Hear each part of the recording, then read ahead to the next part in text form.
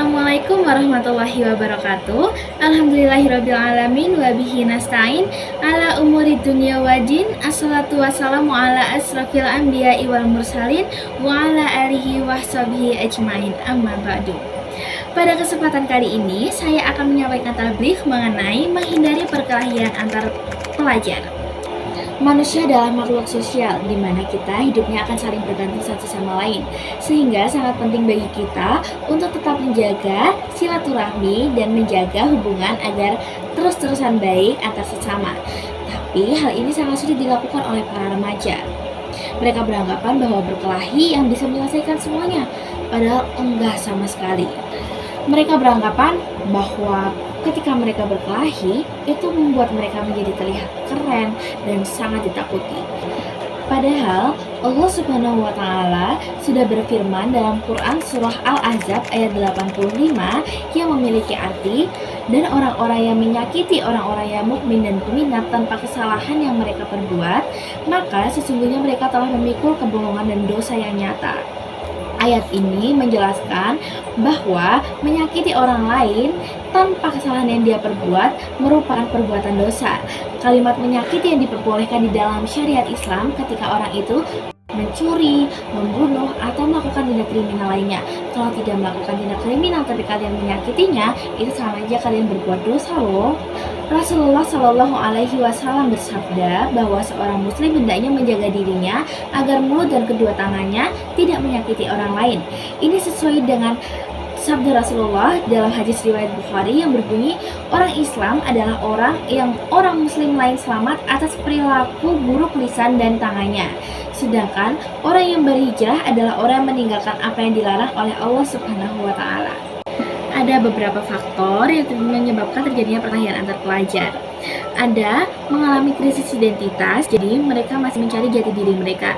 Yang kedua, memiliki kontrol diri yang lemah akibat kurangnya mereka mencari referensi sesuatu yang positif di dalam diri mereka dan di dalam keseharian mereka, sehingga membuat pikiran mereka jauh cenderung lebih pendek, dan juga akhirnya mereka memiliki kontrol diri yang lemah karena mereka akan takut dianggap cupu, dianggap tidak memiliki teman gitu. Yang ketiga, tidak mampu menyesuaikan diri. Namanya remaja, kita masih labil, jadi kita gampang tertarik ke dalam lingkungan, apalagi lingkungan yang negatif, karena sesuatu yang negatif itu bentuknya menyenangkan. Adapun cara untuk menangani pelajar yang sudah terlibat dalam perkelahian antar pelajar.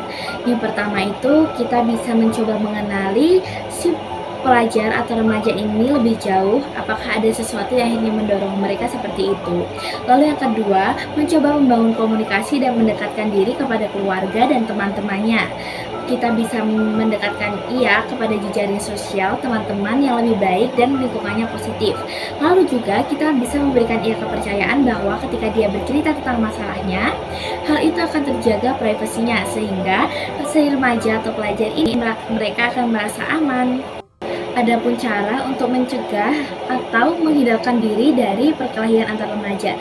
Yang pertama, senantiasa mengingat bahwa kita adalah makhluk ciptaan Allah Subhanahu wa Ta'ala yang telah diciptakan berbeda-beda, sehingga sangat wajar ketika kita mengalami perbedaan pendapat, dan hal itu bisa diselesaikan dengan cara baik-baik tanpa harus kita melakukan sebuah kekerasan. Yang kedua, kita bisa melakukan yang namanya komunikasi. Kita bisa sering membuka komunikasi yang lebih positif, sehingga dari hal itu membuat para remaja merasa aman dalam lingkungannya. Lalu, yang ketiga, kita bisa mengembangkan kegiatan-kegiatan positif sehingga para pelajar atau remaja tersebut bisa melakukan banyak hal positif yang akan bermanfaat dan mengembangkan dirinya ke depannya. Lalu kita harus tetap menghargai karakteristik atau keunikan remaja tersebut. Jangan sampai kita sama-samakan dia dengan temannya satu dan lainnya. Kita harus menghargai apa yang ia punya, ia miliki, dan kita kembangkan selama itu adalah hal yang positif. Nah, apa sih manfaatnya ketika kita sedang menghindari yang namanya perkelahian antar pelajar? Yang pertama, pastinya kita akan mendapatkan kemuliaan di sisi Allah Subhanahu wa Ta'ala karena kita sudah senantiasa menjaga ucapan kita dan juga perilaku kita. Yang kedua, kita bisa menjaga perilaku kita dari menganiaya dan menyakiti orang lain.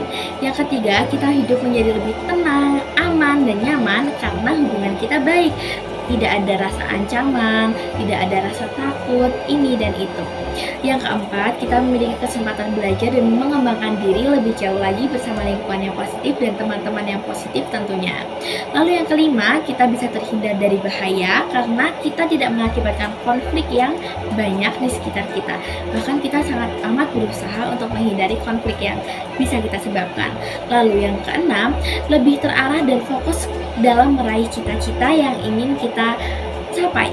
Nah, itu tadi adalah tablis singkat mengenai menghindari perkelahian antar pelajar.